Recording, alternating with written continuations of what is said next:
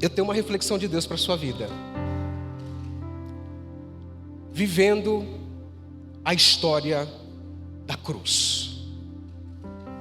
Para isso eu quero ler, dentro dos evangelhos sinóticos, Mateus, Marcos e Lucas.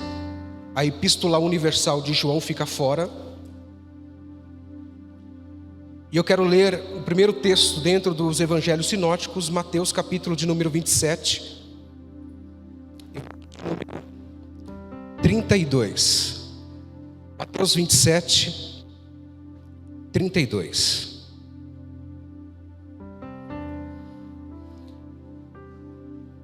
E saindo, encontraram um homem, um sirineu.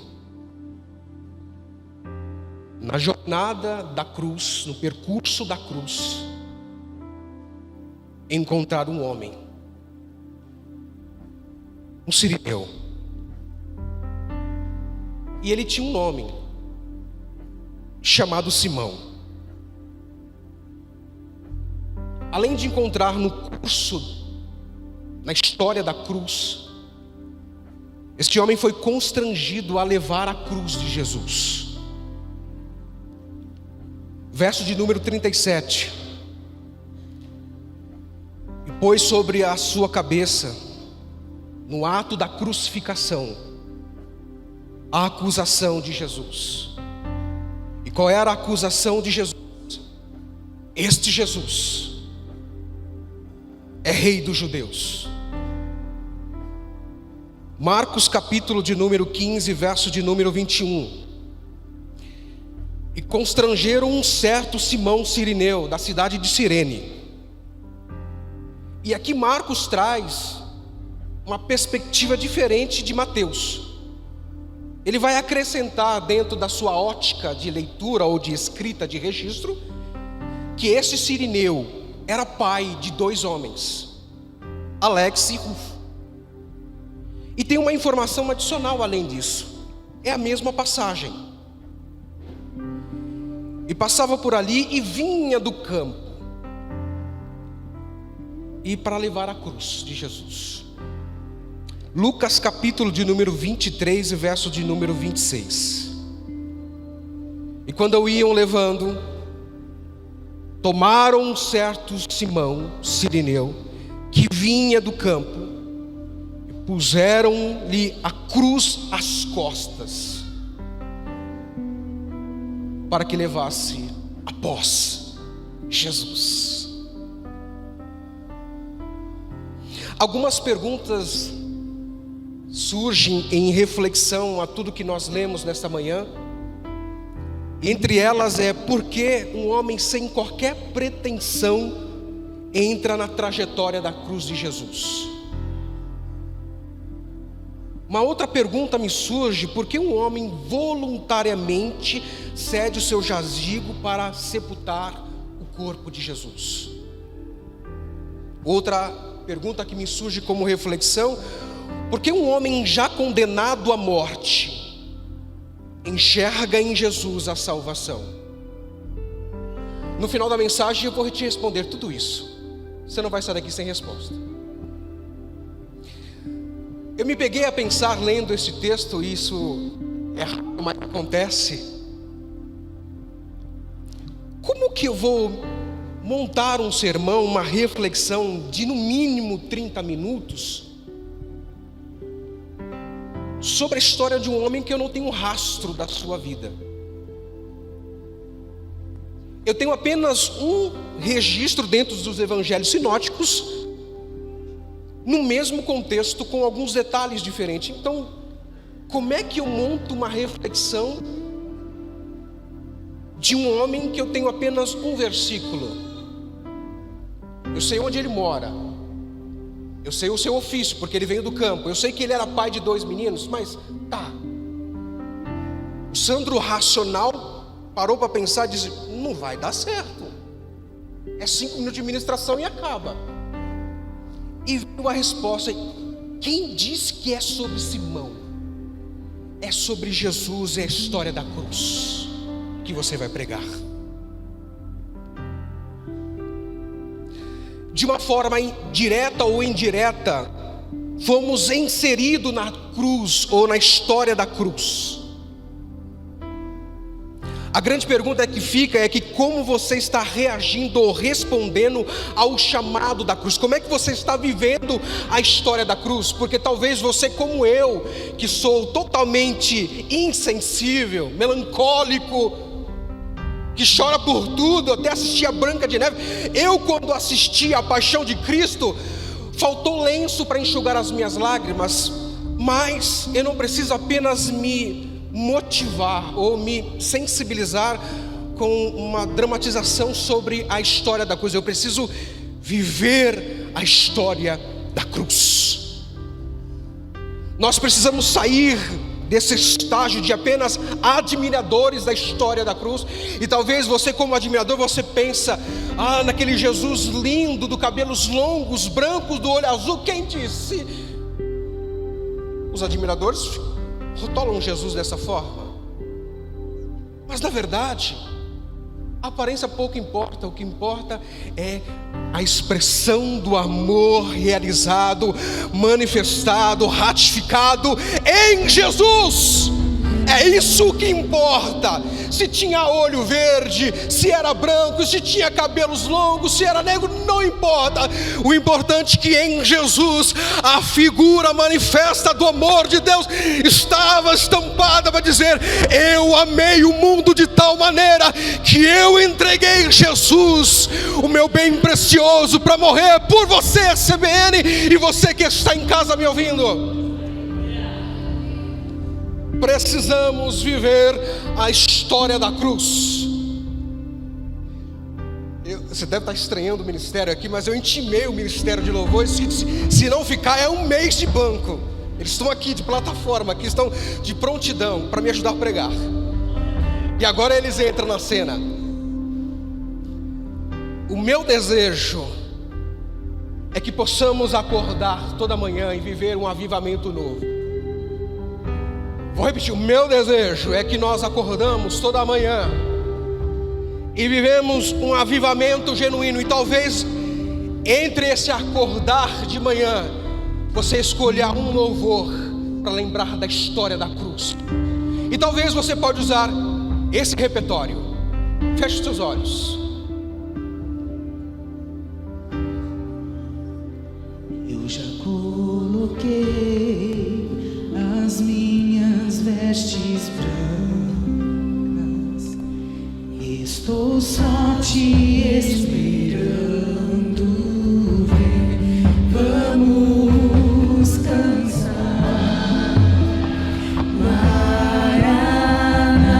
Maranata,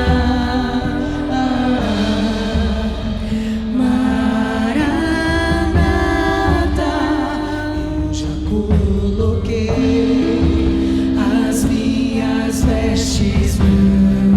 Reflita nesta manhã, adore nesta manhã. Estou só te esperando, vem, vamos dançar Maranata.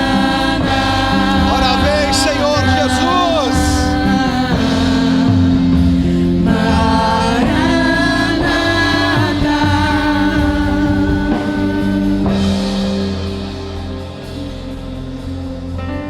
Eu não imaginava que era lindo assim, que era lindo assim, meu noivo esperado.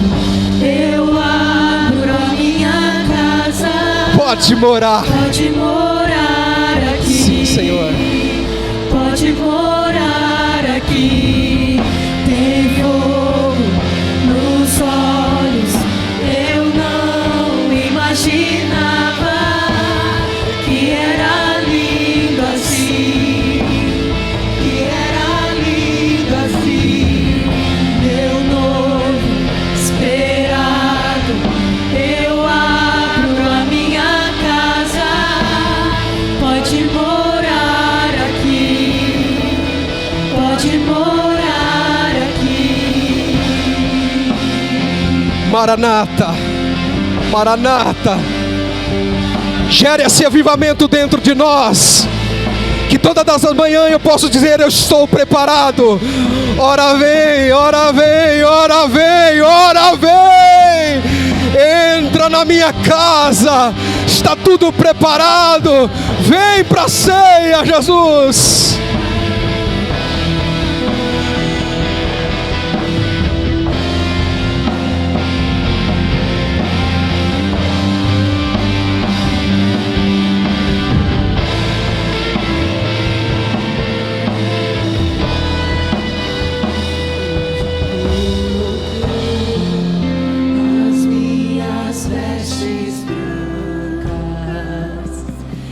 Estou só te esperando, vem, vamos dançar. Maranata,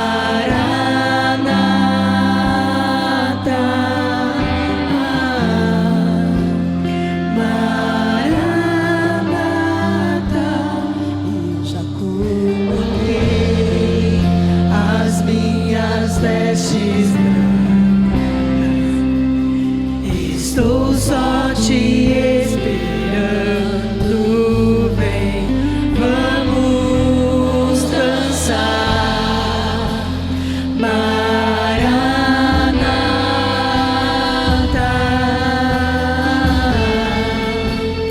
Maranata.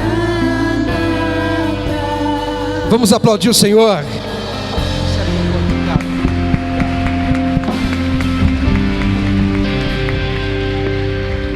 Quando eu refletia nesse louvor, para mim ele simbolizava um verdadeiro avivamento.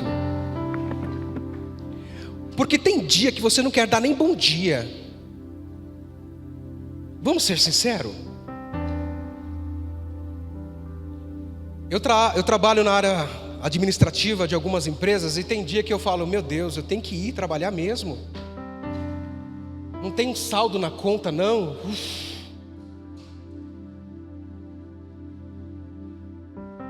Agora imagine você levantar todas as manhãs e viver esse avivamento, a ponto de você dizer: eu estou preparado, eu estou pronto, eu estou disposto até dançar, nessa espera ansiosa pela vinda de Jesus. Porque a gente só dança quando a gente está envolvido, motivado, alegre. Então, se nós vivermos, por isso que eu disse que esse é o meu desejo como um Sandro Augusto, é de poder levantar todas as manhãs, não importa os desafios que estão por vir, mas é poder levantar e talvez a primeira palavra antes de falar com a esposa, com o filho, é dizer: eu estou preparado para viver a história da cruz. Maranata, ora vem, Senhor Jesus. Mas existe um cenário. O mundo tem vivido nos últimos dias guerras, desastres ambientais, como reação climática, crises políticas, como regulamentações que ferem e violam a vida, e uma crise financeira. Mas existe um propósito, uma estratégia para tudo isso. É voltar os nossos olhares para esse cenário, concentrar uma massa, levando ao desespero e à desesperança. Essa semana eu me parei para pensar: o que será da próxima geração? O que será da minha filha com 15 anos hoje? Ir o porvir. Porque nós estamos vivendo tudo isso que eu falei. Esse é o cenário do mundo. Guerras, desastres ambientais, o sul devastado por um ciclone.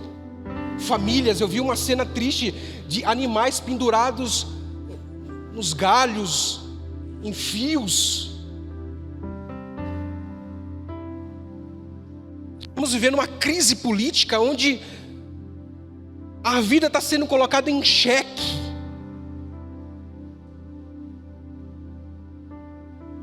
E esse cenário nos motiva a olhar, deixar de olhar para a cruz, para a história da cruz, e começar a nos desesperarmos. E talvez você já ouviu esta semana, ou você mesmo disse: o que será de nós e dos nossos filhos? Porque esse foi o meu sentimento de pai, de chefe de família, de um líder. O que será da igreja, com regulamentações que estão permitindo tudo? Como que a igreja vai se posicionar diante da história da cruz do Calvário? Como você, pai, vai se posicionar na escola com materiais que ferem princípios do reino de Deus? Você está inserido nesse cenário. Mas eu aprendi algo interessante, alguns pontos importantes sobre viver a história da cruz. É que a cruz de Jesus é pré-histórica. Eu vou repetir, você precisa sair daqui com isso em mente, latejando, latente dentro de você. A cruz de Jesus é pré-histórica, vem antes da história. Primeira carta de Pedro, capítulo de número 1, verso 18 e 20. 1 Pedro 1, 18 e 20. Sabemos que não foi com coisas corruptíveis, com ouro ou prata, que fomos resgatados da nossa vã maneira de viver, que por tradição recebemos dos vossos pais como herança do pecado, mas foi com o precioso sangue de Cristo, o Cordeiro imaculado, incontaminável, o qual, na verdade, em outro tempo, foi conhecido antes da fundação do mundo, mas manifestado nos últimos dias por amor a vós. A cruz de Jesus é pré-histórica e é manifestada nos nossos dias para expressar o amor de Deus por nós. Apocalipse, capítulo de número 13, verso de número 8. O cenário aqui é uma mensagem para os dragões e as bestas. E adoraram todos os que habitavam nesta terra, os dragões e as bestas, esses cujos nomes não estão escritos no livro da vida do Cordeiro, pois o que foi morto desde a fundação do mundo.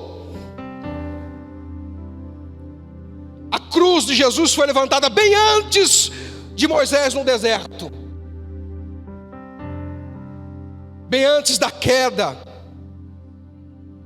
A cruz de Jesus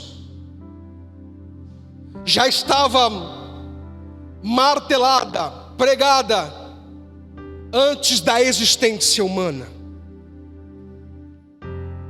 Atos dos Apóstolos, Atitude dos Apóstolos, escrito por Pedro, por Lucas, por melhor dizer, discurso de Pedro, capítulo de número 2 e verso de número 23.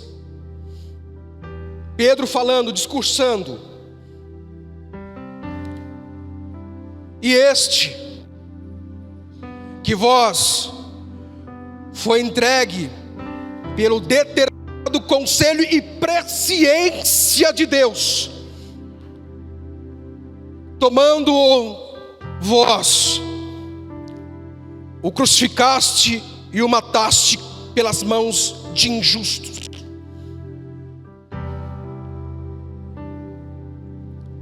A entrega de Jesus estava nos planos de Deus. Não é porque Jesus não conseguiu discursar com Pilatos, não é porque a multidão gritava solta Barrabás e prenda Jesus que as coisas deram erradas. Não.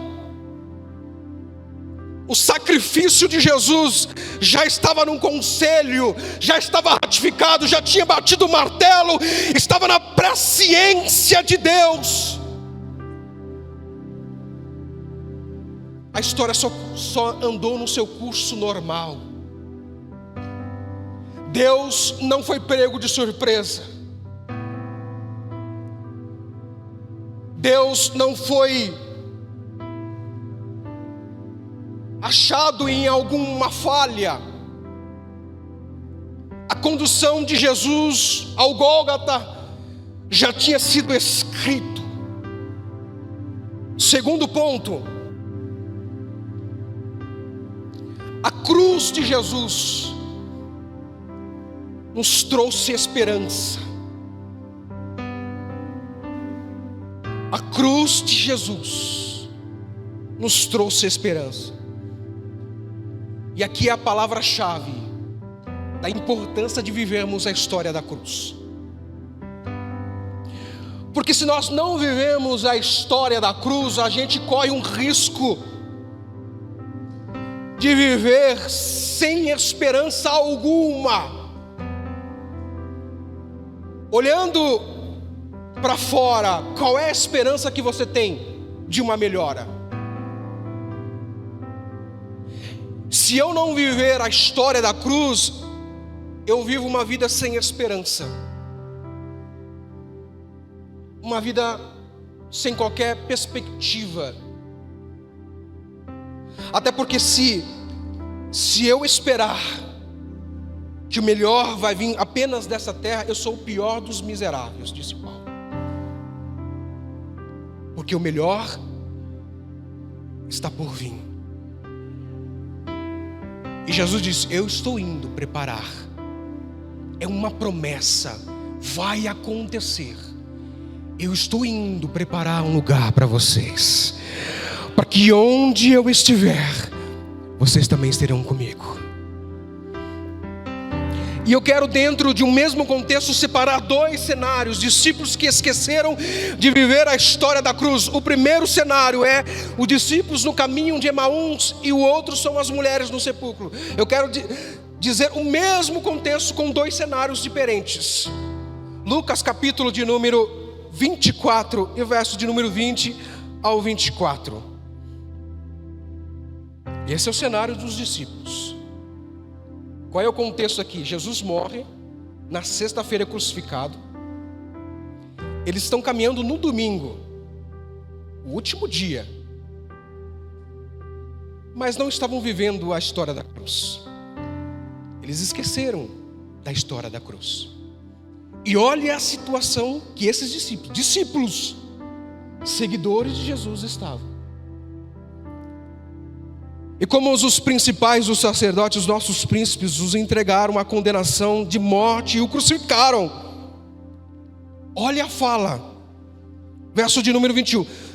E nós, os discípulos, a igreja de Jesus, esperávamos que fosse Ele o remidor de Israel.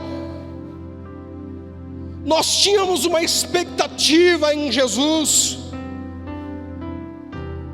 nós tínhamos uma crença, nós tínhamos uma fé em Jesus, e nós esperávamos que este Jesus levantasse suas mãos e dizer: eu vou restaurar Israel, eu vou remir Israel, eu serei o rei desta terra.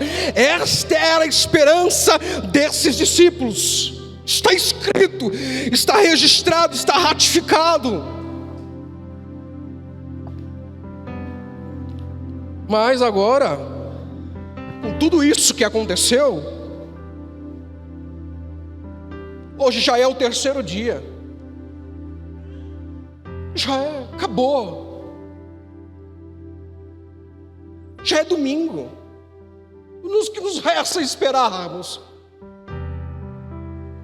Em quem eu vou crer agora? Já é o terceiro dia de tudo isso que aconteceu.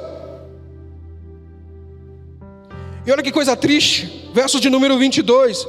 E é verdade, foram ministradas palavras de fortalecimentos e fatos para animar os discípulos. Olhem o verso de número 22. E é verdade que também algumas mulheres entre nós nos maravilharam as quais de madrugada foram no sepulcro de Jesus e não acharam o corpo de Jesus, voltaram eufóricas, alegres, dizendo a todos: nós vimos um anjo e ele disse que ele vive. E alguns dos que estavam conosco foram até o sepulcro e realmente não acharam o corpo de Jesus. Olha a última fala do verso de número 24: porém nós, ou eu, ou não vimos. Eu não vi. Eu não vivi isso. Eu apenas ouvi dizer que Jesus ressuscitou. Isso não está no script. Mas eu não estou vivendo a ressurreição de Jesus. Eu vivo a história de Jesus no domingo da Páscoa, e somente isso.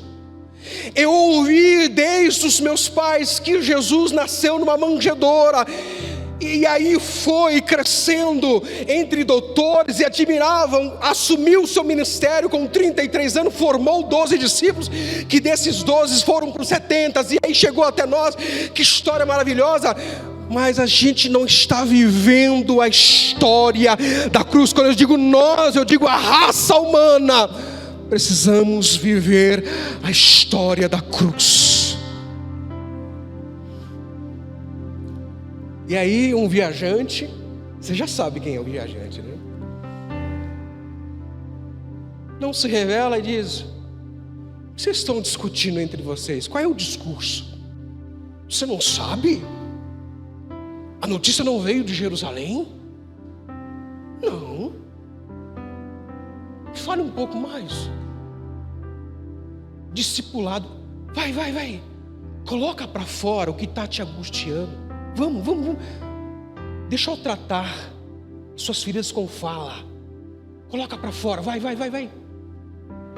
Então, aconteceu isso. Lucas capítulo de número 24, verso 25 e 26. Olha o que Jesus fala para esses homens. Honestos e tardos de coração, para que tudo o que os profetas já disseram. Em outras palavras, você está desta forma porque vocês esqueceram da história da cruz.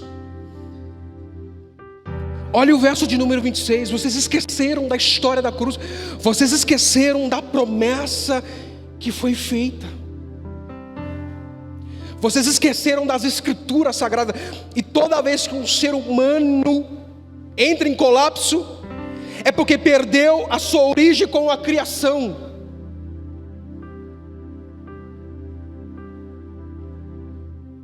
Porventura,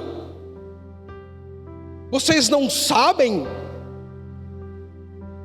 que isso já estava que estava escrito antes da criação? Vocês esqueceram? Porventura não convinha que o Cristo padecesse por estas coisas e entregasse a sua glória? Vocês esqueceram? Olha o efeito de viver a história da cruz. Lucas capítulo de número 24, verso 30 ao 32. O efeito da história da cruz. A mensagem da cruz restaura as nossas vidas. E aconteceu. Fim da caminhada, o entardecer, Jesus foi convidado para comer. O viajante. E aí aconteceu que, estando eles à mesa, no partir do pão, abençoou e o partiu e os deu. A mesa da comunhão cura. Tem um louvor desse, não tem? Que a mesa cura. Eu só não vou cantar porque senão vai todo mundo embora. Pastor Henrique é benção, ele canta e prega. Se eu pregar, não vai dar certo. Mas a mesa cura. E abriram-lhe os olhos. Então Eles viram e o reconheceram. Reconheceram que era Jesus que andava com ele e o discipulava no caminho de Emaús. Era Jesus que sentou à mesa com ele, é Jesus que comeu com eles, é Jesus que abençoou o pão, é Jesus que partiu o pão. E aí os olhos dos discípulos foram abertos e eles reconheceram: era Jesus. Porque a mensagem, a história da cruz foi inserida no coração deles. E olha que coisa linda! O verso de número 32, e dizendo-lhe uns aos outros, depois de tudo acontecer: porventura, não é verdade que no meio do caminho, enquanto ele falava, o nosso coração ardia, e quando ele falava e abria as Escrituras. Talvez o que o seu coração precisa nesta manhã não é ouvir a mensagem da cruz e viver esse avivamento, esse aquecer dos corações. Eu quero dizer algo para você, não sei como você se encontra nesta manhã, mas se você olhar para a cruz, coloca a imagem por favor.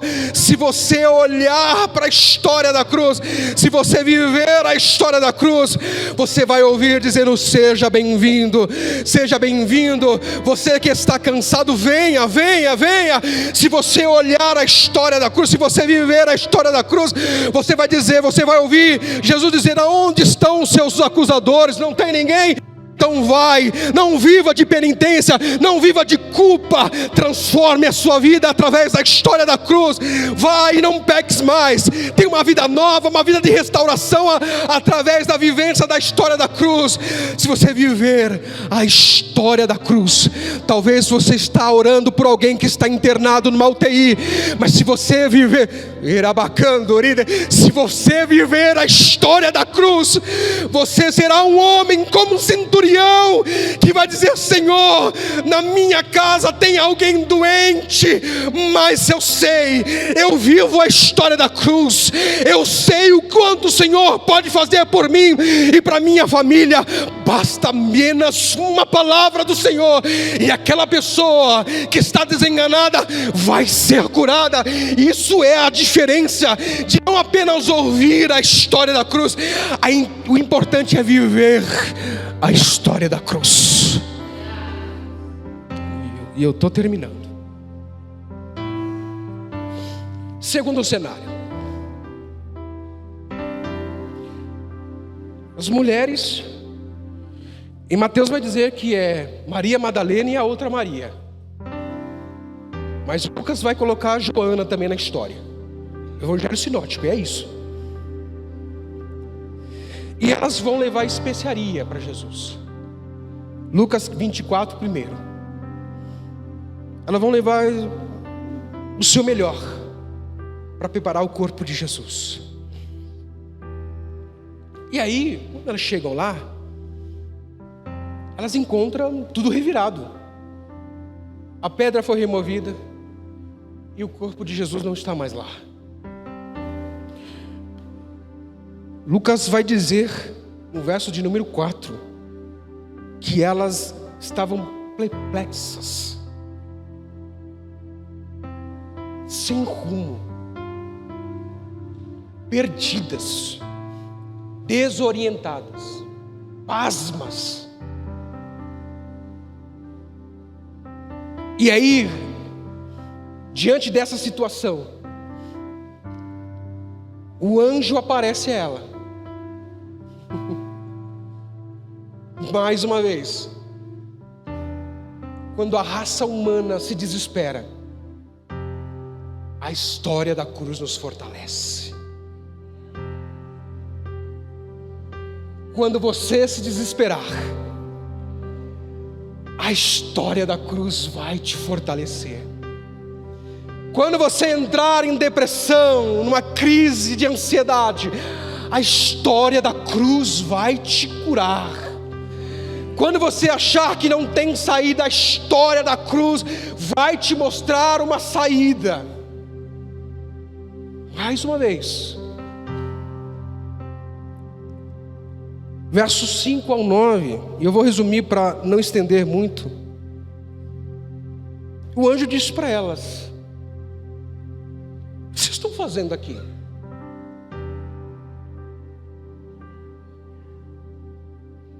Vocês estão no lugar errado. Não está aqui. Quando eu esqueço a história da cruz, eu procuro Jesus em lugar errado. Eu preciso fazer igual o pastor Gabriel. Uau! Quando eu esqueço de viver a história da cruz, eu vou procurar Jesus no lugar errado. Foi isso que o anjo disse para essas mulheres. O que vocês estão fazendo aqui? Vocês estão procurando aquele que vive entre os mortos?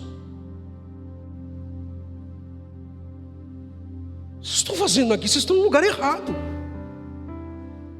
Vocês não estão vivendo a história da cruz? Não. Porque Ele não está aqui, Ele ressuscitou.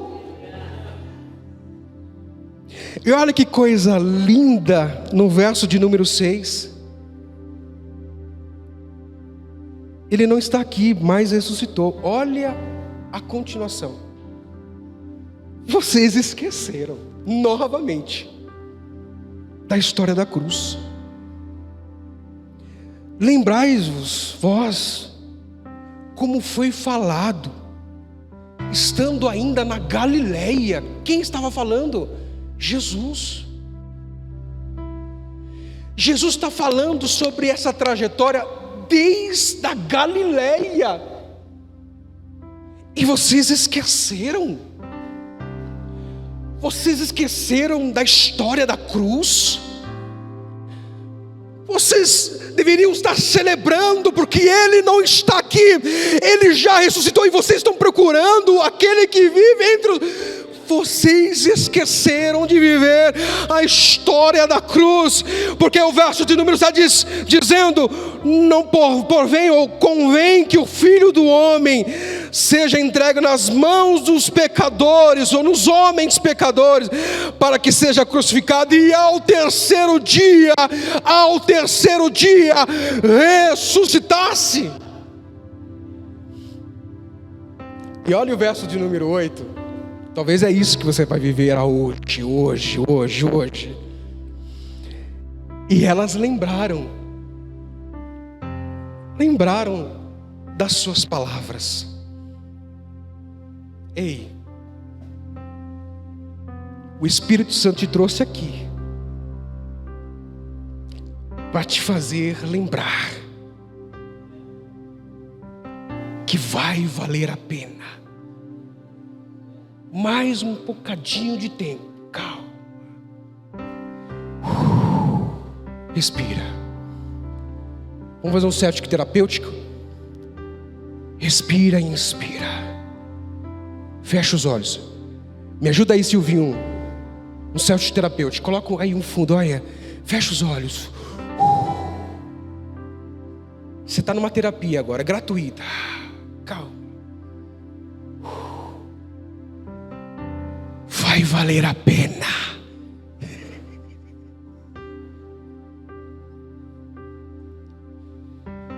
Vai valer a pena.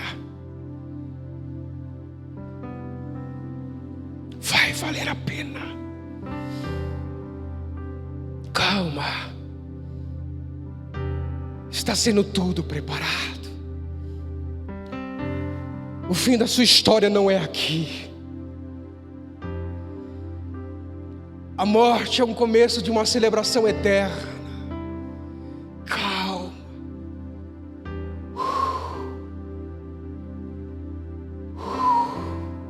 Essa manhã Deus te trouxe aqui para você parar. Calma. Vai valer a pena.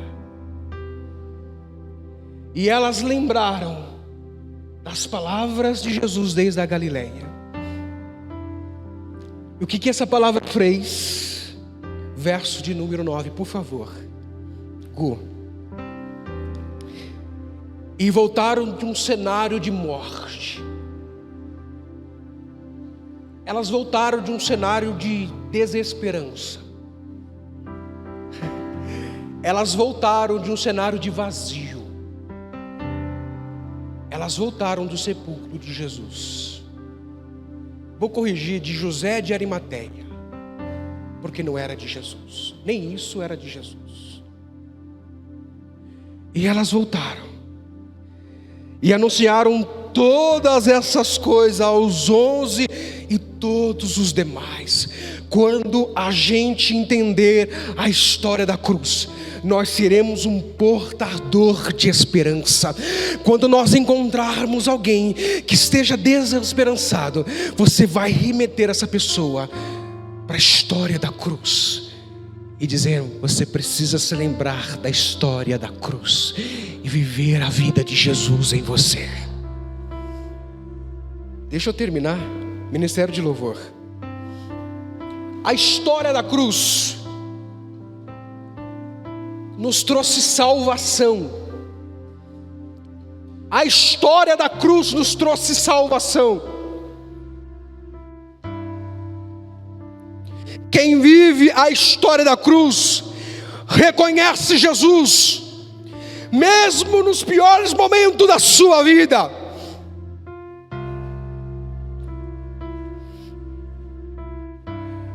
Você já passou por isso, de você está passando um momento tão difícil na sua vida que você não consegue enxergar nada?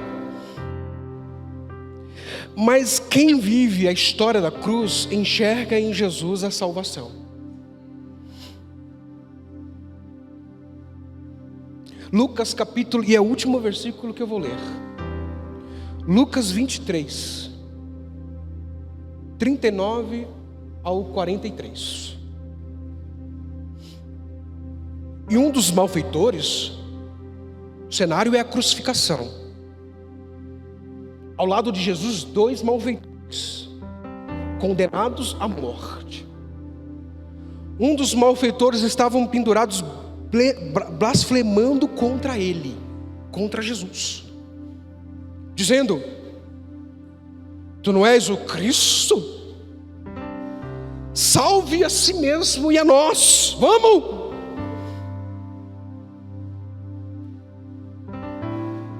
Verso de número 40. E respondendo, pois, o outro, do outro lado, um não vivia a história da cruz, estava blasfemando contra Jesus. Do outro lado tinha um malfeitor, alguém apto à condenação, alguém julgado justamente pelos seus crimes. Do outro lado existia um homem que estava vivendo a história da cruz, mesmo na angústia da morte. E o repreendia, dizendo: tu nem neste momento, ou nem aqui na cruz, você teme a Deus? Porque nós estamos aqui porque merecemos, a nossa condenação é justa, mas este, na verdade, eu vos digo, não merece estar aqui. Ele só esqueceu que isso estava escrito desde a fundação do mundo. Ele reconhece, e aí deixa eu fazer uma conexão, porque Isaías vai dizer que não havia formosura alguma nele. Imagine agora, sonha comigo, por favor. Imagine agora Jesus na cruz, depois de uma coroa de espinho, ser cuspido na face, que isso era uma humilhação para os judeus, ser esbofeteado, ser chicoteado. Qual era a aparência de Jesus?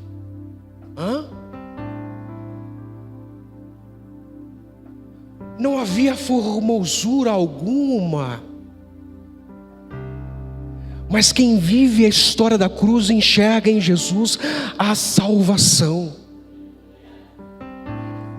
Senhor, verso de número 42, Gu, por favor. Senhor, Senhor, muitos estão pensando que acabou. que está falido essa história, chamou ele de Senhor, com S maiúsculo. Senhor, eu te reconheço, eu sei quem tu és. A história é um resumo do amor de Deus. Eu sei, Senhor, que aqui renasce a história da raça humana. Eu sei que aqui aquela mulher que chora será amparada pelo outro Consolador, o Espírito Santo.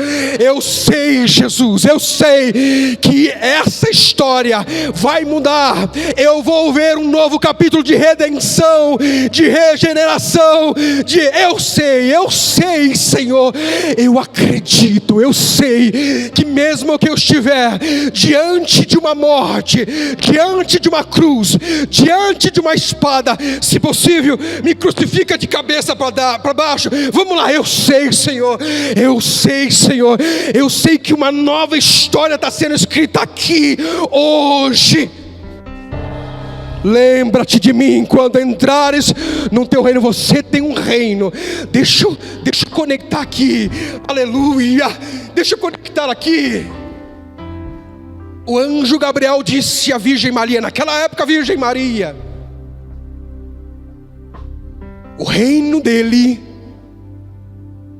não terá fim. Jesus na cruz, aquele homem reconhece: eu sei que você está aqui sofrendo. Eu sei que você está sofrendo. Eu sei, mas tem um reino. Tem um reino me esperando. Eu sei que você tem um reino. Ah, Senhor, me lembra de mim. Sabe o que Jesus disse? Ei, homem, hoje mesmo estará comigo no paraíso. Essa é a nossa certeza, essa é a nossa esperança. Não importa como vamos padecer neste mundo, a nossa esperança está num reino, um reino inabalável, que o anjo Gabriel disse, um reino que não tem fim, um reino que vai prevalecer. Essa é a nossa esperança. E se eu fosse você, aplaudir a história da cruz, aplaudir a história da cruz, aplauda a história da cruz.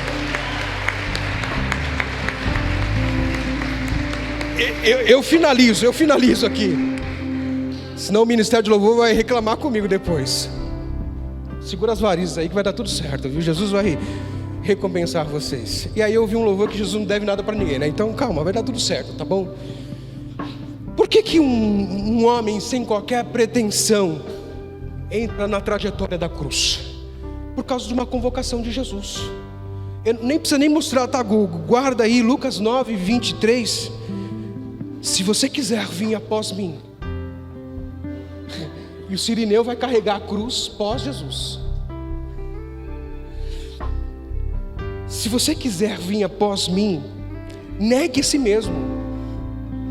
Ei, Simão, Cirineu, você estava vindo do campo, talvez a sua trajetória era para casa, mas de alguma forma, direta ou indiretamente, você foi forçado a se negar a si mesmo.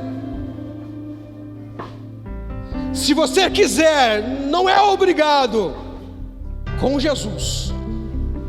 Mas se você quiser vir após mim, atrás de mim, seguindo os meus passos como um talmidim, sendo coberto com as poeiras do mestre que você segue. Se você quer ser um talmidim, um discípulo, você pode vir me seguir, mas você precisa negar a si mesmo, carregar a sua cruz todos os dias, cada dia, e seguir-me fielmente. Porque aquele que quiser salvar a sua vida há de perder ela. Mas se eu tomar a decisão de seguir a cruz, de viver a cruz, uma certeza eu tenho: eu não vou viver essa história sozinho, porque eu ouço Jesus dizendo, registrado em Mateus capítulo de número 11 e verso de número 23, vinde a mim todos vocês que estão cansados e oprimidos, que eu Jesus vos aliviarei. Tomai sobre mim o meu jugo, aprendei de mim, que eu sou manso e humilde de coração, e encontrarei descanso para a vossa alma, porque o meu fardo, o meu jugo é leve, e o meu fardo é leve, o meu jugo é suave, e o meu fardo é leve. Porque um homem involuntário cede o seu jazigo para sepultar o corpo de Jesus, porque existe uma promessa além da terra. João capítulo de número 14, não turbe o vosso coração, isso é promessa de Jesus. Crede em Deus, crede também em mim, na história da cruz, porque na casa do meu pai há muitas moradas. Se não fosse assim, eu não tinha te dado uma promessa. Eu vou preparar um lugar a vocês, para que aonde eu estiver, vós terais também comigo. Porque um homem já condenado à morte enxerga em Jesus a salvação. João capítulo de número 10 e verso de número 11. Porque disse Jesus: eu sou o bom pastor que dá a vida pelas suas ovelhas. Esta é a fala de Jesus. É por isso que é possível ver, mesmo diante da morte, mesmo diante da angústia da vida, porque Jesus é o bom pastor, está disposto a entregar por inteiro por causa de nós. Ministério de louvor.